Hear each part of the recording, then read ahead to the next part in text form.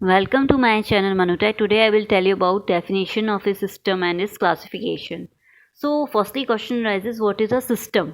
System जो होता है group of elements हो सकता है या क्या फंक्शनल ब्लॉक जो हैं वो कनेक्टेड टुगेदर हैं तो वो सिस्टम कहलाते हैं. सिस्टम में एक इनपुट होता है जिसको हम xt से डिनोट करते हैं, एक आउटपुट होता है जिसको yt से डिनोट करते हैं. ठीक है. इट इज़ नॉट नेसेसरी कि जो सिस्टम होगा उसमें एक ही इनपुट होगा या एक ही आउटपुट होगा. ठीक है. कितने भी इनपुट हो सकते हैं, मीन्स 1 2 3 4 आउटपुट भी जैसे 1 2 3 कितने भी आउटपुट हो सकते हैं. ठीक है. इस वीडियो में मैं 1 इनपुट एंड 1 आउटपुट को ही सिस्टम को फॉलो करूँगी. ठीक है.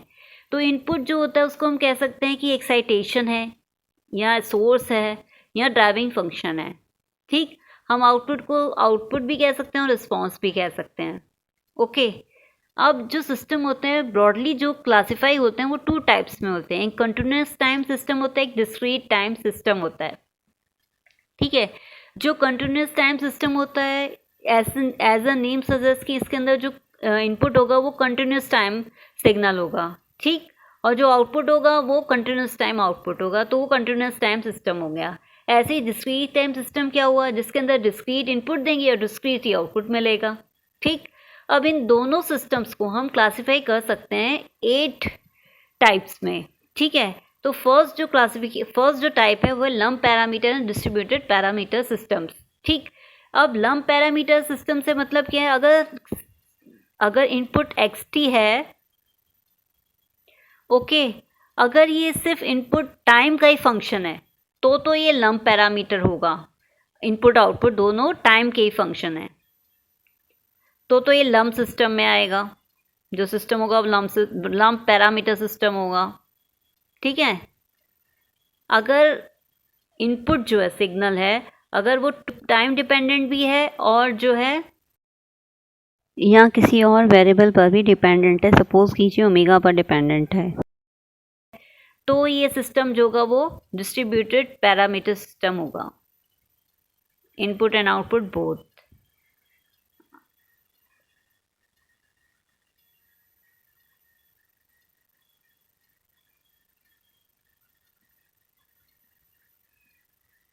ठीक.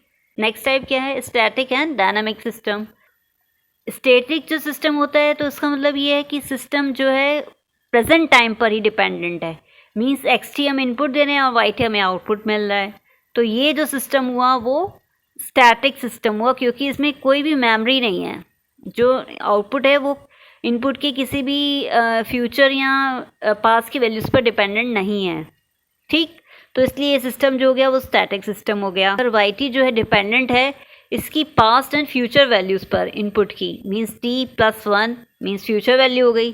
अगर xt-1 है तो जो है ये पास्ट वैल्यू हो गई. अगर इस टाइप में सिस्टम जो है मीन्स yt जो है पास्ट और फ्यूचर वैल्यूज़ पे डिपेंडेंट है तो इसका मतलब ये हो गया प्रेजेंट पर तो डिपेंडेंट हो गई होगा.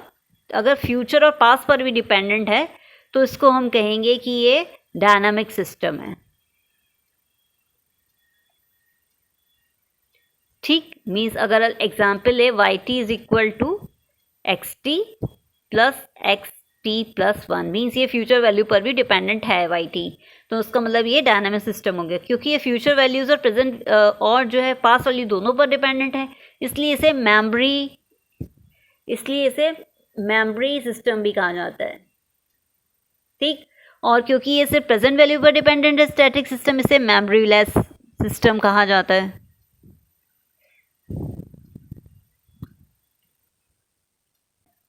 थर्ड जो टाइप है वो कौन सा है, third type is causal and non causal system. ठीक. कॉजल जो सिस्टम होता है उसके अंदर जैसे आउटपुट है वो सिर्फ इनपुट की प्रेजेंट वैल्यू पर तो डिपेंडेंट है और पास वैल्यू पर भी डिपेंडेंट है. ठीक. ये पास वैल्यू हो गई तो ये जो सिस्टम होगा वो कॉजल सिस्टम होगा. अदरवाइज सिस्टम जो होगा वो नॉन कॉजल सिस्टम होगा. ठीक. नॉन कॉजल कैसे हो गया, yt is equal to xt plus xt+2, तो ये जो हो गया वो नॉन कॉजल सिस्टम हो गया.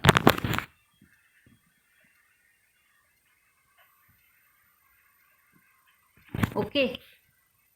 अब नेक्स्ट कौन सा सिस्टम हो गया, linear and non linear system. Linear system से क्या मतलब है, लीनियर सिस्टम से मतलब है अगर सिस्टम ओबे करता है principle of homogeneity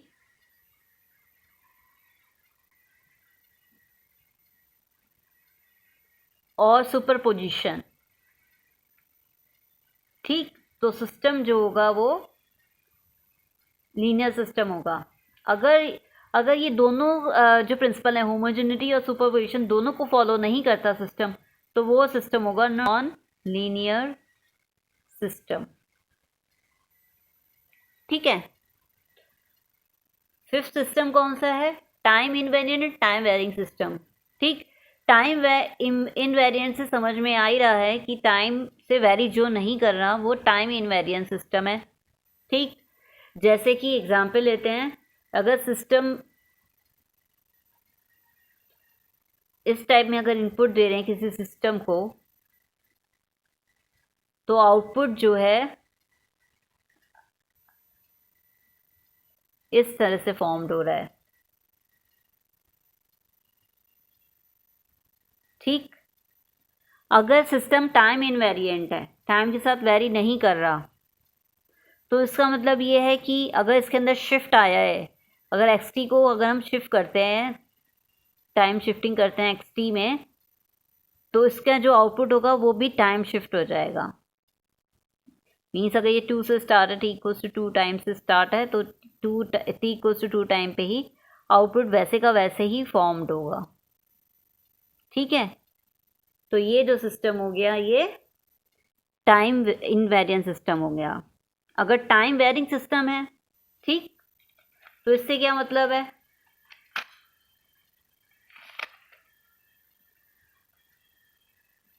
time varying जो सिस्टम हो गया जो टाइम के साथ वेरी कर रहा है। अब वो कौन सा सिस्टम हो गया जो टाइम के साथ वेरी कर रहा है, जैसे कि वाई टी इक्वल्स टू है टी स्क्वायर एक्स टी, ठीक। तो ये जो आउटपुट है वो डिपेंडेंट है, टाइम पर भी डिपेंडेंट है, तो टाइम के साथ वेरी करेगा ये जो आउटपुट है, इसलिए ये टाइम वेरिंग सिस्टम का एग्जाम्पल हो गया। जो टाइम के साथ वेरी करता है सिस्टम वो टाइम वेरिंग सिस्टम हो गया, ठीक। अब 6 क्या है, स्टेबल है ना अनस्टेबल सिस्टम। स्टेबल सिस्टम से क्या मतलब है,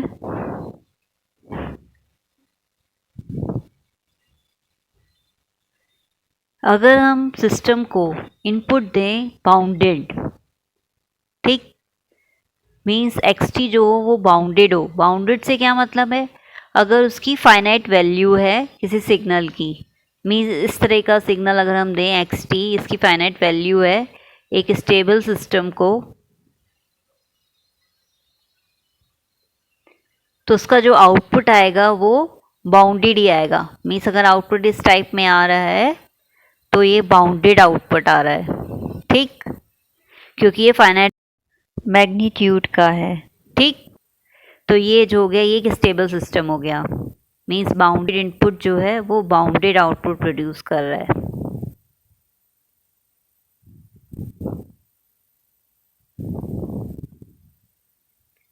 ओके, ऐसे बाउंडेड इनपुट का एक और एग्जांपल क्या हो सकता है, अगर एक साइन वेव है, साइन वेव में अगर साइन वेव का हम जानते हैं कि उसका जो मैग्नीट्यूड है वो फाइनाइट है, इसलिए वो बाउंडेड इनपुट ही होगा, ठीक है। और अनस्टेबल सिस्टम से क्या मतलब है, अगर सिस्टम जो है अनस्टेबल है तो उसको अगर हम बाउंडेड इनपुट देंगे, मीन्स इनपुट इस टाइप में ही है,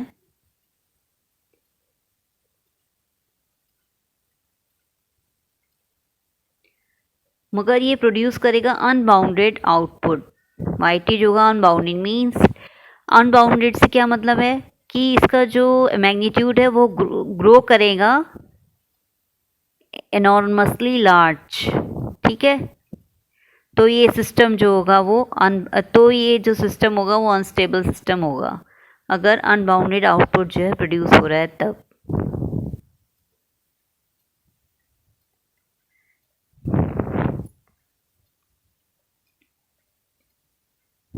ओके,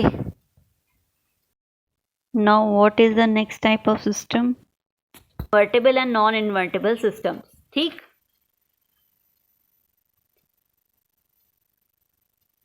अब इन्वर्टेबल सिस्टम से क्या मतलब है?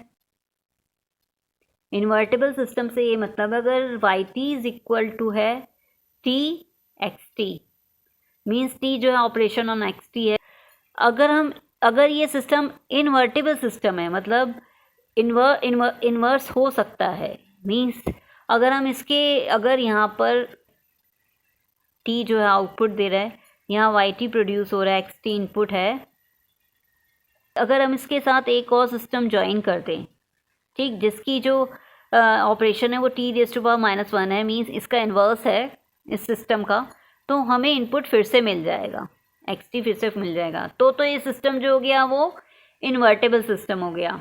ठीक, अगर आउटपुट यही है Y T equals to T X T और हम एक सिस्टम के थ्रू जो है पास आउट कर रहे हैं सिग्नल को, तो अगर जो रिज़ल्ट है, अगर हम इसका टी रेज़ टू पावर -1 करें तो वो एक्स टी के इक्वल ना आए, एक्स टी के इक्वल नहीं आएगा, तो ये सिस्टम जो होगा वो इन्वर्टेबल नहीं होगा, ये नॉन इन्वर्टेबल होगा। जैसे कि एग्जांपल ले सकते हैं Y T equal to 3xt, ये जो हो गया ये इन्वर्टेबल सिस्टम हो गया, इसका जो टाइप हुआ है सिस्टम का।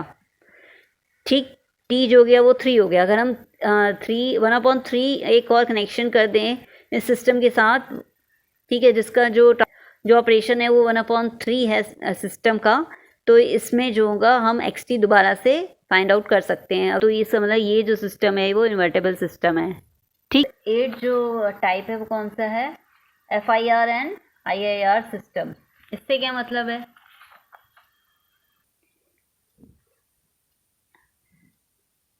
FIR सिस्टम से क्या मतलब है? Finite impulse response system. ठीक, मीन्स अगर कोई सिस्टम है उसमें हम इनपुट दे रहे हैं इम्पल्स फंक्शन का, ठीक, इम्पल्स इनपुट है,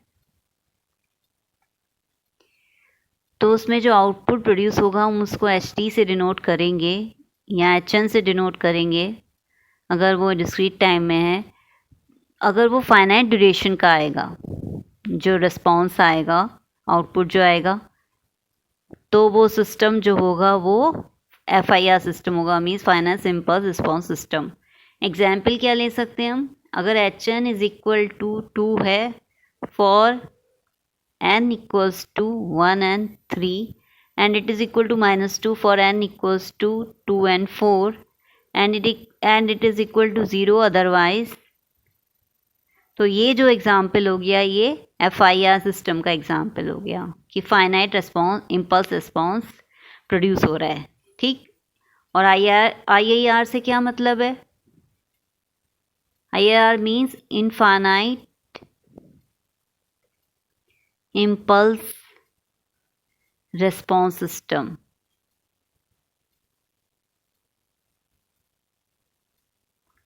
ठीक है, IIR मीन्स, तो इसमें जैसे कि नेम सजेस्ट हो रहा है कि अगर कोई सिस्टम है उसमें हम इम्पल्स इनपुट दे रहे हैं, अगर जो उसका रिस्पॉन्स है मीन्स एच टी या एच एन है वो इनफाइनाइट ड्यूरेशन का है, ठीक, इनफाइनाइट ड्यूरेशन का है, तो वो जो सिस्टम होगा वो क्या होगा? IIR सिस्टम होगा, means infinite impulse response system होगा। इसका एग्जाम्पल क्या हो सकता है कि H N is equal to 2n UN। ठीक, इसका जो रिस्पॉन्स होगा मीन्स इनफाइनाइट ड्यूरेशन का होगा। ओके, ये सभी सिस्टम जो है मैंने आपको ब्रीफ में एक्सप्लेन किए हैं। अपने नेक्स्ट वीडियोस में मैं इसको एक डिटेल में एक्सप्लेन करूँगी। Okay, thank you.